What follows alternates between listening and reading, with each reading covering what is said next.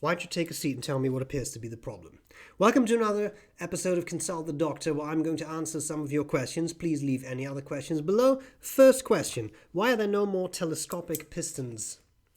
Back in the day, Mont Blanc used to use telescopic pistons, which, if I remember correctly, were sort of a multi-part assembly, which kind of, I'm just going to say, the parts kind of slid into each other. That's probably not the best explanation, but it would maximize ink capacity simply because of the way that piston was built. It would, the actual piston seal would withdraw very far into the barrel, and as a result you have a larger ink capacity. Why are they no longer used? It's an excellent question, and I bet that Tom Westerich has a very clear answer. So anyone, please ask Tom and then report back. He also has good contact, used to have good contact with Mont Blanc professionally, so I bet he has a much better answer than I do.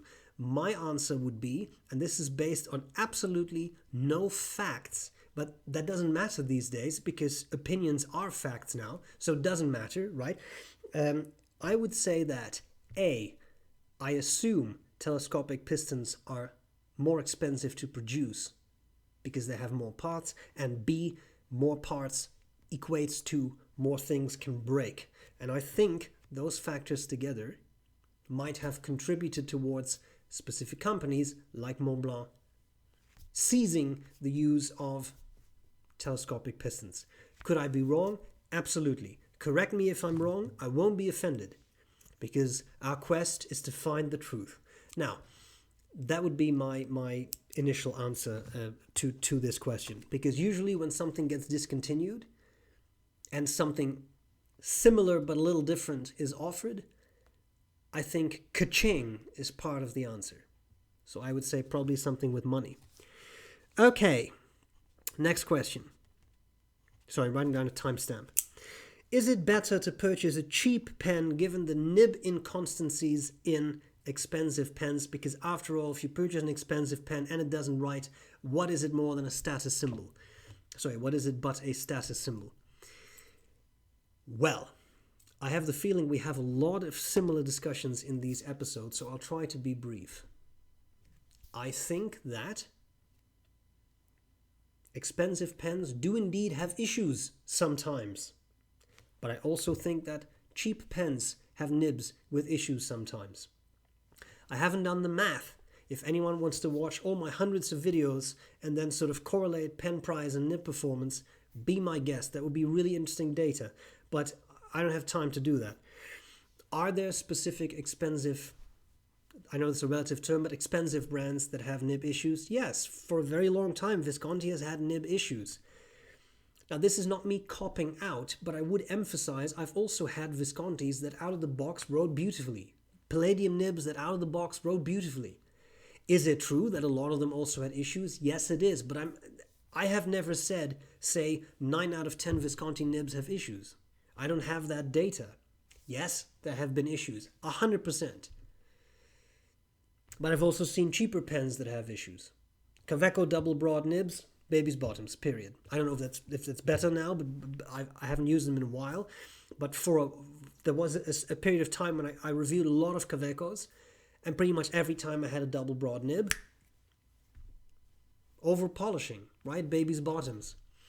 So I understand where the person who asked the question is coming from, which is something along the lines of, if you purchase something expensive, doesn't it suck that the nib doesn't write? Yes, but are you saying that it does not suck when you purchase a $20 pen and it does not write? Right?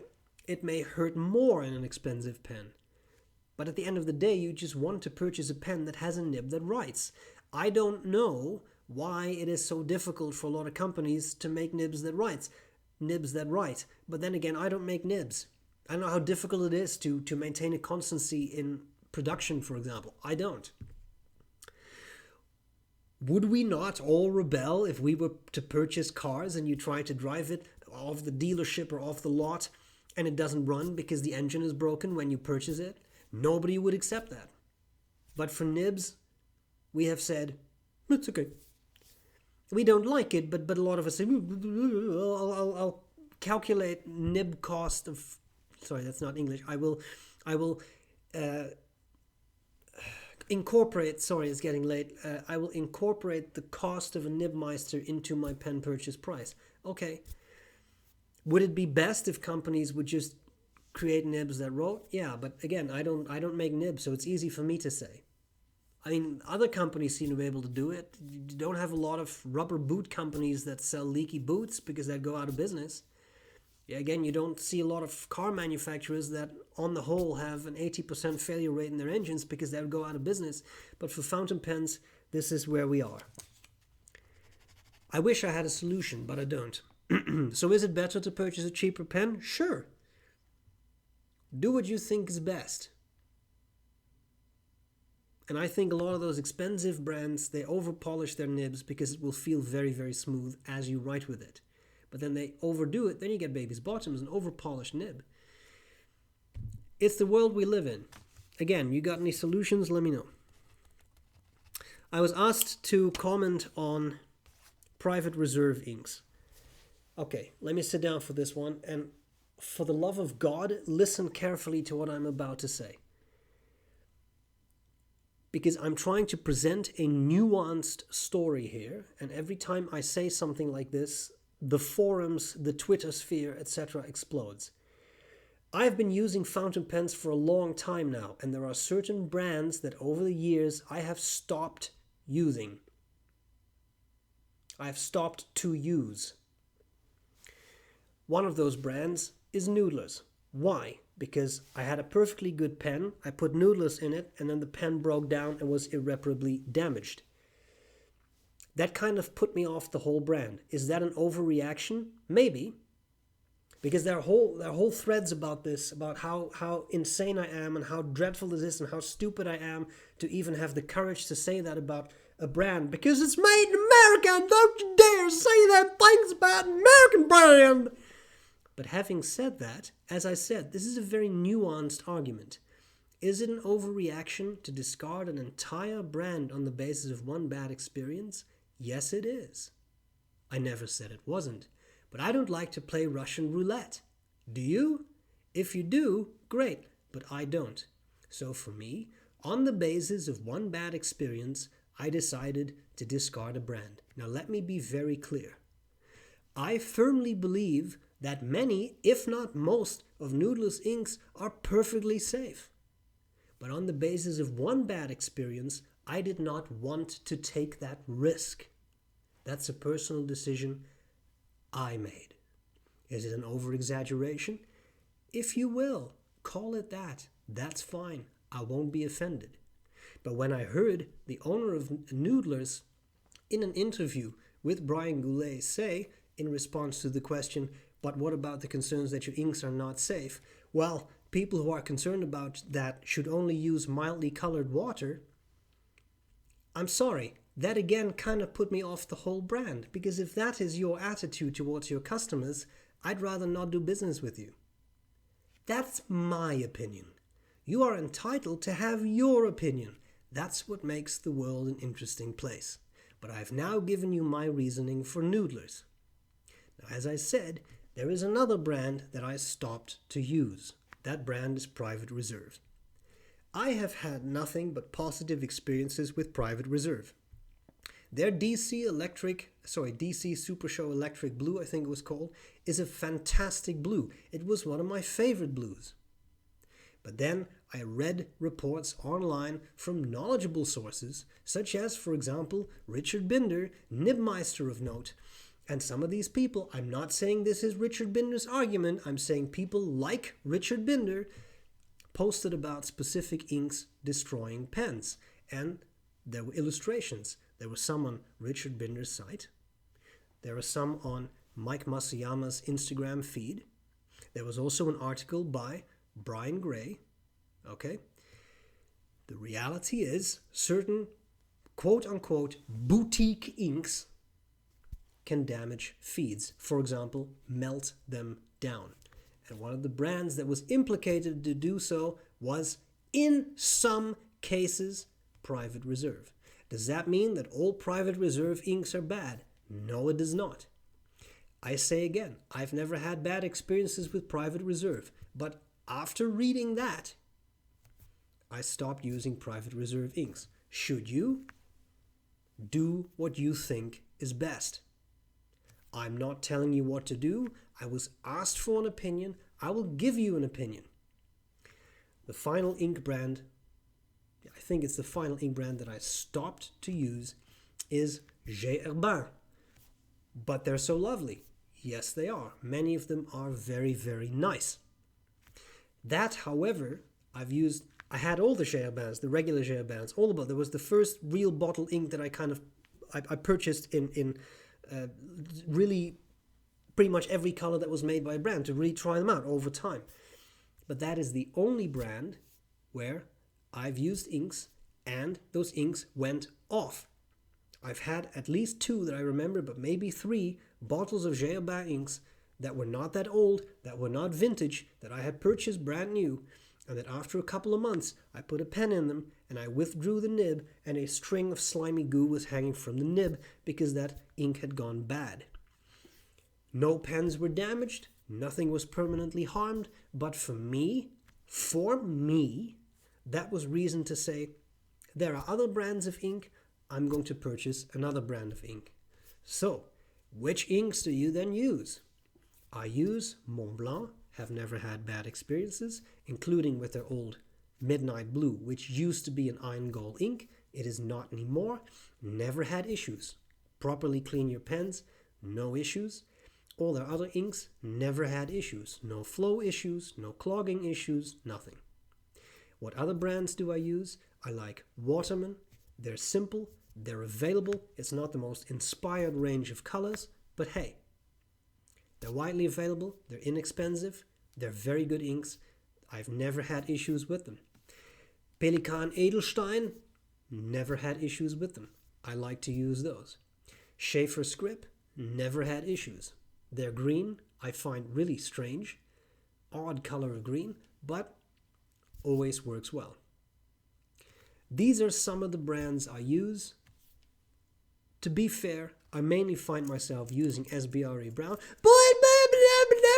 Yeah, I've never had issues with sbrebrown. But then again, I'm biased. If we have offended, think but this, and all is mended. You ask me for an opinion, I give you an opinion. Feel free to explode. Tell me what an idiot I am.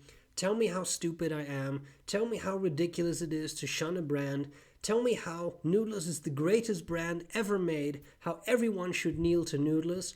Glory, glory, hallelujah. It's all fine. I don't care. Use Noodlers. I don't. You do what you want. Okay, final question.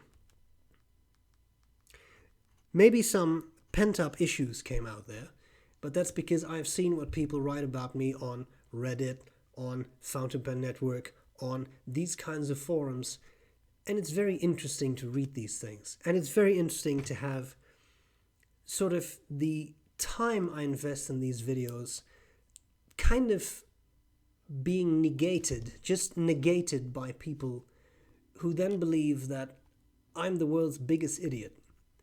Well, I may be. Okay, moving on. What about hooded nibs? Hooded nibs are kind of the equivalent of steak that is well done. If you want to eat meat that is well done, order the chicken breast. If you want to eat a steak, then eat the steak in the way it was meant to be eaten.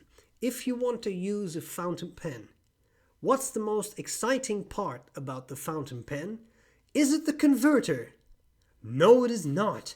Is it the section? No, it is not. Is it the nib? Pa-pow! Yes, it is. So what are we going to do? Let's hide it so that nobody can see the nib. What a fantastic idea. I love it. This is one of the reasons that I don't really like hooded nibs. as always, this is just my opinion, and my opinion really doesn't matter that much. At the end of the day, you have to make up your own opinion, right? You have to use pens. If you love hooded nibs, more power to you. Then buy all the hooded nibs, buy them all so that I never have to see them. And then everybody is happy. There's nothing wrong with hooded nibs. No, really, they're perfectly fine. They're just not for me. And you know, this is one of the things that makes our world such an interesting place. I can like non-hooded nibs, and you can like hooded nibs. I can like a classic pen LB5, which is just swirly plastic, and you can like a Parker 51, which is a Parker 51. I'll give it that. Now, that's just it, people. It's all okay. I'm not actually angry. I'm not actually upset. I like to do these videos, and I always find it very interesting to see what your opinions are. I didn't seek to offend anyone, but how can I be an angel of chaos if I do not occasionally stir the pot? I have done so today. Now let me know what you think. If you have any questions, please add them below. If you now hate me, maybe stop watching the videos. If you still like me, I'll see you next time. I hope this was useful, and I'll gladly see you later.